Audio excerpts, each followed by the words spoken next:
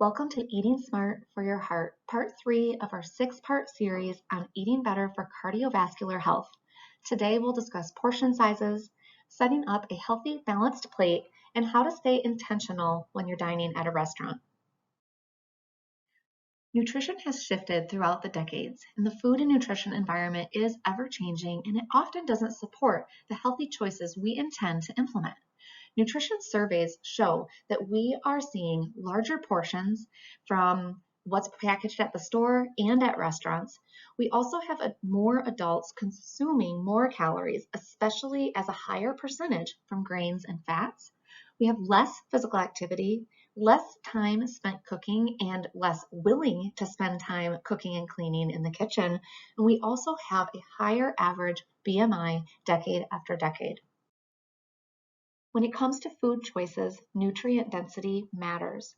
We really want to eat less of our high salt processed items, solid and trans fats, fast foods, foods high in saturated fats and added sugars, and refined grains. Obviously, we all know this, right? It's harder to execute sometimes because these are the foods that are convenient, they're readily available, and they're very integrated into our American culture and food system. Now, as we grow your skills and become more intentional and give you strategies to eat more of these healthy foods, we hope that it becomes easier and easier to shift and eat more of our plant-based foods like fruits and vegetables, healthy oils, our lean proteins and seafood, low-fat dairy, and whole grains, beans, and legumes. When it comes to a balanced plate, we all know and are aware of our food groups. So this plate is one way to look at how to balance a plate, and we will go over another way. But I like this one because it kind of spaces out, okay, how much are we consuming in one day?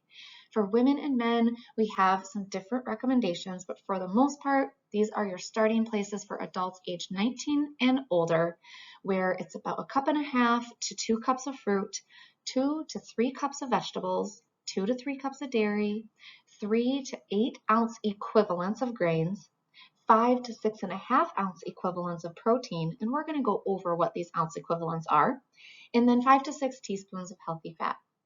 Every individual's needs definitely change, and these are broad guidelines. We want to listen to our body and reflect on how we feel and how is that impacted when we have different meals and different foods, and become aware of our own system and our own needs. Now, when we look at the My Plate sections, 3 of them we have are fruit, vegetables, and proteins. For fruit, the recommendation for men and women is a range of 1.5 to 2 cups per day. This would be 1 cup of fresh fruit, 1 cup of frozen fruit, or 1 small piece of whole fruit. And think about how many grapes or strawberries might fit within 1 cup for fresh fruit. If those strawberries are large, that might only be 5 strawberries. So really keep in mind how adding a little bit to your day can truly make a difference. This is especially true for vegetables. 2 to 3 cups of vegetables per day. That's 1 cup of cooked vegetables like steamed broccoli, 1 cup of raw vegetables like carrot sticks, or 2 cups of leafy greens. That's kind of all equivalent to 1 cup. So when you are, making breakfast, if you can wilt in some spinach, if you're having an egg, if you're having a salad, add some shredded carrots or some sliced radishes. Every little bit that we add definitely adds up to that 2 to 3 cups per day. For our proteins, we're looking for 5 to 6.5 ounce equivalents per day. So that's 1 ounce of meat, 1/4 cup of cooked beans, 1 egg, 1 tablespoon of nut butter, or a 1/2 ounce of nuts. These are all equal to 1 ounce equivalent. So a whole day, and think about the amount of protein that the typical American eats. I mean, this is not a lot, right? If you have half of a chicken breast, that might be 3 to 4 ounces. So right there, you're at 3 to 4. And then maybe you've also had 1 egg, and then you have 1 tablespoon of peanut butter. That meets your protein needs for the day, leaving you room to focus on the vegetables, fruits, and whole grains that our body needs as well. The next 3 sections we'll learn about are grains, dairy, and healthy fats. For grains, we're looking for a range of 3 to 8 ounce equivalents per day. That would be 1 slice of whole wheat bread, 1 cup of a high fiber, ready to eat cereal, or a half cup of cooked whole grains, cooked pasta, or cooked cereal like oatmeal. Our dairy servings are about 2 to 3 cups per day. So that's 1 cup of milk or milk alternative, 1 cup of yogurt, which is ideally unsweetened or plain, and we can flavor it ourselves, or 1.5 ounces of natural cheese. And we want to limit these due to the saturated fat content, but we can include it once in a while. With our healthy fats, we're looking for about 5 to 6 teaspoons per day. That's 1 teaspoon of oil, 1 ounce of nuts or seeds, 2 tablespoons of nut butter can be equivalent to one of these, a quarter of an avocado, a tablespoon of a creamy salad dressing, or 2 tablespoons of an oil-based dressing. So we definitely want to get those healthy fats in, but they're in small amounts. So look at the portion size and how it's all balanced together. This is another great way to think about how to make a balanced plate. This is actually the way that I prefer because it's not based on, always having to have grains on your plate. There are many different carbohydrates that we can choose. We learned about beans, legumes, whole fruits, starchy vegetables. So this, I think, is a little bit more flexible with our meal planning and a little bit more realistic to implement. So we're looking at about 1/2 of our plate non-starchy vegetables, 1/4 lean protein, 1/4 high quality carbs, and then topped with that healthy fat. So either way, you want to use a strategy that fits your lifestyle and approach to food and kind of becomes natural for you to think about and recognize when you're building your plate.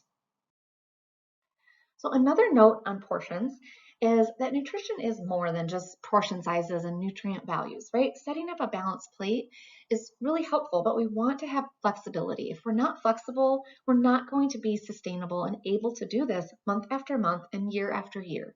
And you're not learning these dietary tips for a short-term thing. This is moving forward how, ideally you're going to be planning and eating and thinking about food. So when you are making your food choices, make sure to also consider that satisfaction factor, right? If you love avocado, that can help you feel satisfied. If it's something that you don't really enjoy, what about peanut butter, almond butter, or mixing the almond butter in with a plain non-fat Greek yogurt? Satisfaction factor matters. So make sure you're planning in foods that you like. And pay attention to those hunger and fullness cues. How do you feel after certain meals that are balanced versus meals that are not? And then, of course, honor your food preferences based on what you like to eat, cultural influences, your family traditions, and then the schedule and timing of meals. We can't be living in the kitchen all the time. Most of us live very busy lives. So planning ahead and kind of having a system that integrates with how often you would like to cook per week and setting up your pantry to really support that effort is going to be important. So it's a complicated thing that we're trying to do, but it's not impossible. And with small changes over time, it can add up to a heart healthy diet that you feel confident in executing. So as we identify portions, these are just approximate, sizes and kind of relational things to help you find that balance. So typically a serving of protein is going to be about one palm of a smaller hand, like a woman's hand, or a deck of cards. A serving of carbohydrate is going to be about a cupped hand. A serving of vegetables is going to be about a fist, and that's the same for like whole fruit. And a serving of fat is going to be about one thumb. So think through how this could help you kind of find that balance and, portion out your plate to kind of fuel your body and give you the nutrients that you need. Pictured here are examples of how that meal balance can be achieved. We don't always just eat a compartmentalized meal that's half vegetables, 1/4 protein, and 1/4 carb. You will see that in the chicken dinner in the upper right corner with the broccoli. But for the most part, we're eating mixed dishes, soups, wraps, stir fries, salads. So think about these things proportionally. About 50% by volume is vegetables. About 25% by volume is protein. And either way, it's not going to probably hit those numbers spot on every time, but notice all of the color, all of the variety, and the way that these foods are balanced together. There's many ways to execute a balanced plate, and we want to make it work for you. So when you're eating out at a restaurant, we want to aim to limit these meals not prepared at home. But of course, we're going to dine out or, have a celebration or, grab something on the go. The biggest thing here is to plan ahead, right? Ideally, we're not making, last minute food decisions all the time. We want to be intentional and have a plan versus being reactive to our nutrient and hunger needs. So as you scan your schedule, you can map out your meals where you're dining out. And ideally, you could review the menu and nutrition information online ahead of time. Any restaurant that has 20 locations or more has to make their nutrition information available online or in the store. So, think through what might be a great choice. You can check out sodium, check out fiber, check out type of fat, and really make that best choice and still enjoy dining out. You can also check in on your hunger. Keep a regular meal pattern even if you're going to be dining out later in the day. You don't want to skip meals to save up for something that's happening in a few hours down the road. And you want to hydrate throughout the day. Oftentimes when we dine out, the sodium intake is higher. So this will help if you are hydrated throughout the day. Instead of having a high sodium meal while you're dehydrated, that's going to hit you a little bit harder. So keep hydrated as you normally would throughout the day, and check in on those hunger cues. And then when you're ordering, try to balance your meals. Include the produce where you can and still aim for half veggies, half carb, and half protein with a healthy fat.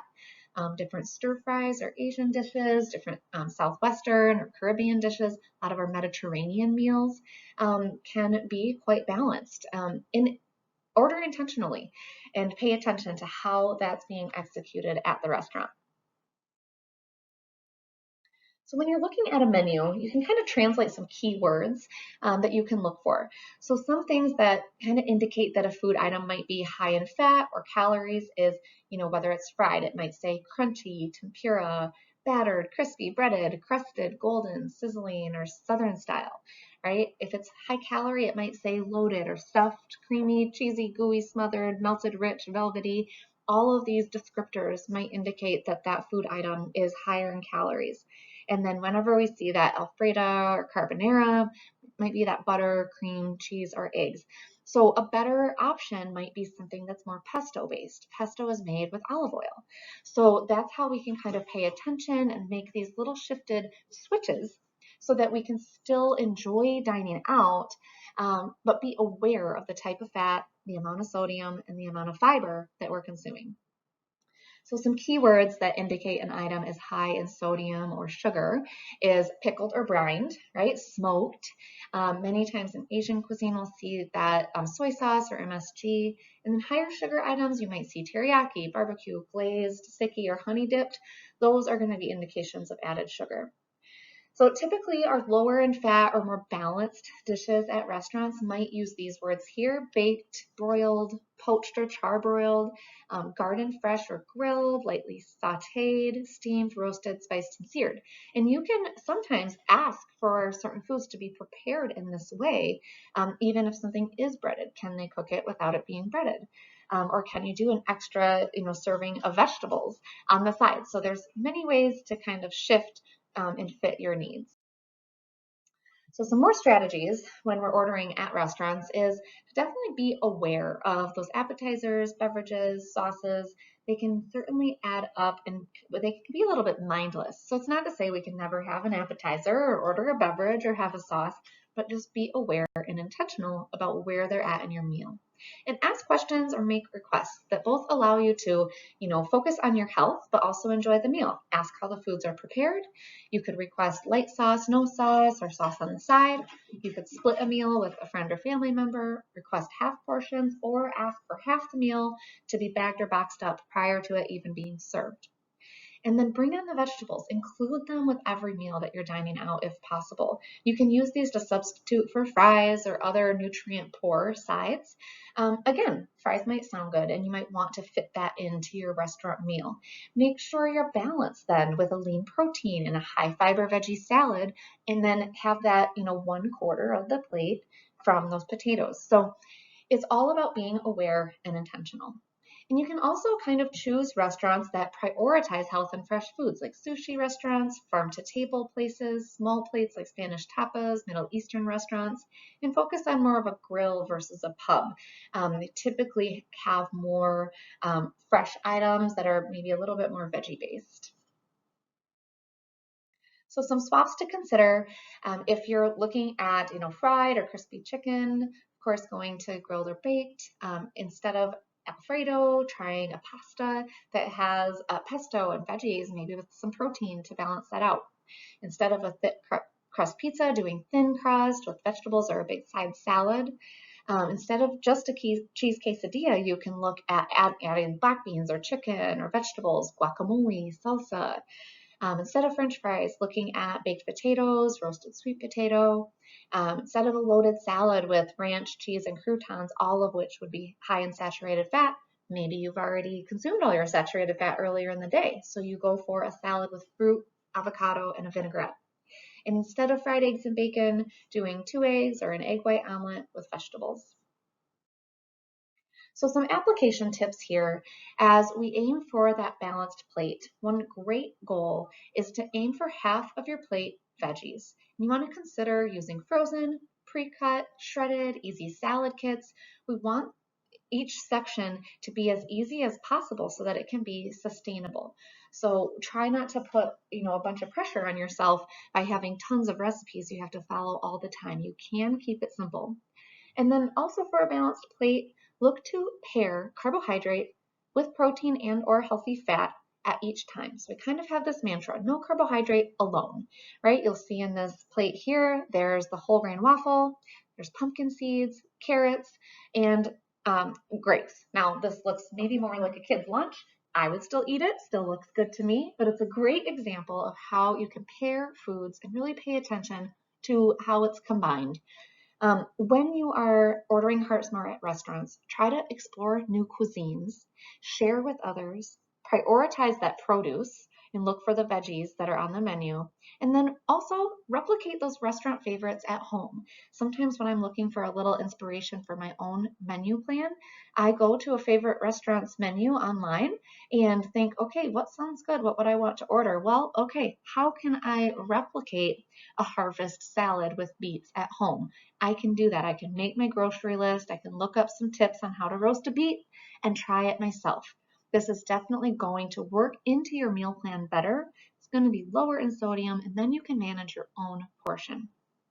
So these are just a couple ways that you can look toward a balanced plate or choosing Heart Smart at restaurants. So try to set goals with small action steps to reach them and move very slowly toward this healthy, sustainable system where we're choosing more nutrient dense foods for our day. As always, if you have any questions, don't hesitate to reach out to schedule that individual consultation with a registered dietitian with 616 885 5000.